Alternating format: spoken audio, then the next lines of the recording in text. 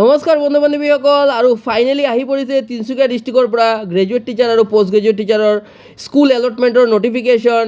কাইলৈ মই এখন ভিডিঅ' জনাইছিলোঁ যে কাইলৈ ইয়াৰ নটিফিকেশ্যন ওলাব, মানে ছেটাৰডে ইয়াৰ নটিফিকেশ্যন ওলাব আৰু সোমবাৰে গৈ আমি এপইণ্টমেণ্ট লেটাৰ ৰিচিভ কৰিব লাগিব, মানে 22/12/2025। ইয়াত আপোনালোকে চাব পাৰে নটিফিকেশ্যন দিয়া আছে appointment order for school wise posting of different provincialised secondary school under the Tinsukia district from the office of the undersigned on 22/12/2025 from 10 AM to 5 PM।